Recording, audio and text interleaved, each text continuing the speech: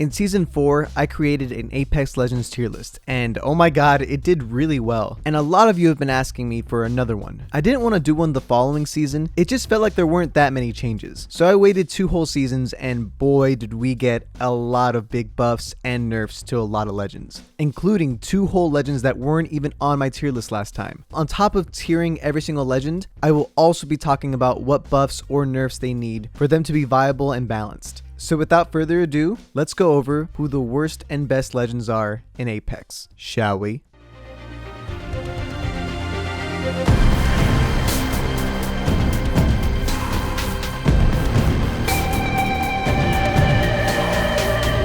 F tier. Once again, no legends belong in F tier. However, the 64.7% of you that watch my videos but aren't subscribed for some reason, you're making a good case for this tier. A good way to buff these stats is by just subscribing. It's free, it's really easy to do, you just gotta click down there. So if you want to be an A tier subscriber or even an S tier subscriber by clicking the bell, subscribe. It's super easy. But moving on to D tier. D tier legends are not useful in most scenarios and they need buffs or reworks desperately. And up first we have Loba. Her tactical can be good in some situations, but most of the time it is too slow to be useful, and being forced to walk while using it makes it bad in the middle of combat. Her passive is hardly useful at all. Her ultimate is barely good. It's honestly quicker to just loot. Sure, you can steal enemy loot, but this passive style doesn't work in a game full of fast gameplay. A couple of buffs for her could be that her tactical can be used while running and is also on a shorter cooldown, and a buff idea that I have for her ultimate is that she can pick up teammates' banners, and I also think it would be good to let your team loot maybe 3 to 4 items. And that's the only D tier character. Respawn has improved most legends to be playable from this point on. Up next we have C tier. C tier legends are useful in some scenarios, but are either completely outclassed or just need buffs. At the bottom of C tier we have Mirage. Now wait, I know that he got buffed. Just remember, he was the worst legend before. This is a slight improvement. He has an insane revive that makes him invisible and his clones mimic him, and now his ultimate is insanely disorienting, but he provides little team play value.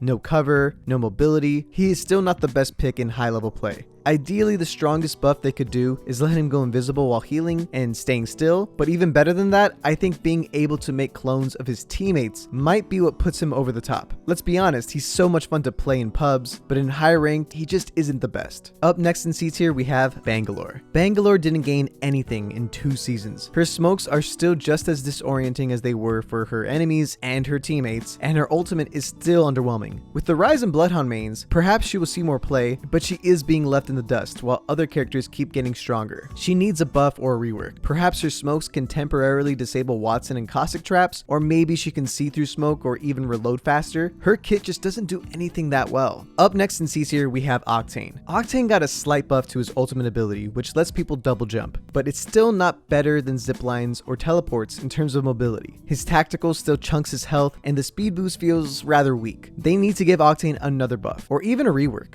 My idea is to rework the stim so you can't use it every second. Instead, you can use it every 25 seconds, and this stim would act like Titanfall's stim, where he goes crazy fast and his passive healing increases by 200% for 5 seconds. This would eliminate the downside of going fast and make him incredible at escaping and even stronger during fights. Now we have B tier. B tier legends have some amazing strengths, but are either slightly outclassed or have some glaring weaknesses. First up, we have the newest legend, Rampart. Rampart has a really cool kit that on the surface seems strong, but in practice isn't that powerful. Having cover is amazing, and she can bunker down a building really well, but other legends can hold down an area a little bit better than her. Sheila feels more like a fun thing to use in pubs than high ranked games. A buff for her could be to decrease the time it takes to build her walls, and increase the amount of damage required to break them. Her passive is only useful on the devotion. The Spitfire needs a buff, and it would actually buff Rampart if that happened, but I think that she should also get the fast reload and bigger clip size for snipers as well, because those guns are also pretty big, and I think Rampart just likes big guns.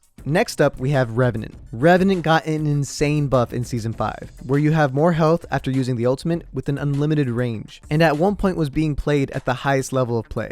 But he did get nerfed slightly, where the Wraith Revenant combo isn't as strong anymore, but he is no longer in D tier. He honestly has potential to be used in higher play. I think just a slight buff to his climbing speed and the ultimate duration would put him in A tier without a doubt. Next up, we have Lifeline. Lifeline got a rework. She can now revive without being stuck reviving, making her insane, but she can no longer fast heal. And her ultimate still sucks. Respawn, just give her a new ultimate, like a healing pulse or even the ability to revive from far away, and she could be top tier. But in terms of straight rezzing potential, she is the best. But people have learned that it isn't that hard to beat. And unfortunately, I do believe that she is just slightly outclassed by another legend on this list, which is an improvement. Before, she was 100% outclassed. Slight improvements. Good job, Respawn. And at the top of B tier, we have Pathfinder. Pathfinder got nothing since 2 seasons ago and only got worse. He can scan beacons, but now so can Bloodhound and Crypto. His grapple has a 35-second cooldown. His ultimate got nerfed since you can't jump on ziplines as freely anymore, but he still is the most mobile character in this game, who is still great at rotations, but now doesn't feel like a must pick. A simple buff would be to give him a 25-second grapple and maybe a new passive. Also, this boy doesn't need to be low profile. He is huge. Hashtag buff the bot. Now we have A tier. These legends are basically must picks, but are interchangeable between each other. If all legends could be A tier, this game would be perfect. First up, we have Bloodhound. Bloodhound finally has their time to shine. They received a huge set of buffs that increased the utility of their ultimate, being able to scan every 5 seconds during the ultimate. Plus, now they can use survey beacons, making them strong in pro level play. Being super fast with a wall hack essentially makes Bloodhound an A tier legend that belongs here.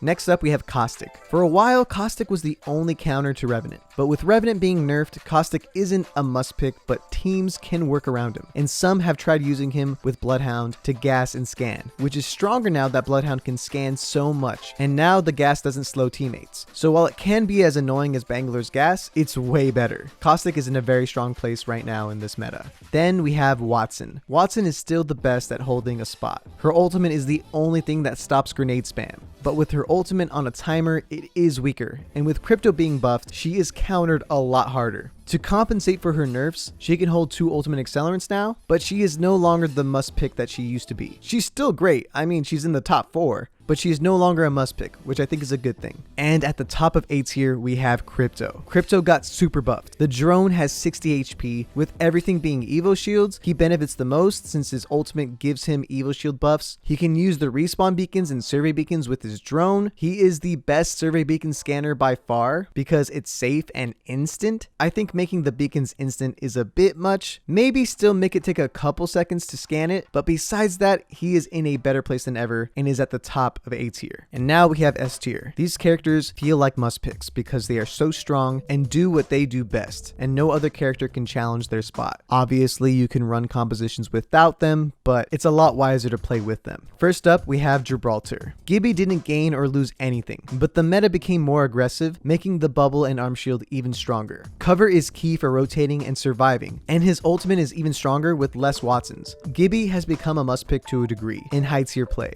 but only one legend is better than him. And at the top of S tier, we have none other than, of course, Wraith. Wraith stays in S tier, and this is even after her portal getting nerfed, where it disappears quicker outside the ring, and her tactical being easier to stop. She still has the best hitbox, the best ability for rotations, and one of the best tacticals in the game. Her tactical is so good for getting in, getting a kill, and getting out for free. Until another legend has a safer ability for rotating to a better position, as well as securing kills, she will remain on top of Apex Legends.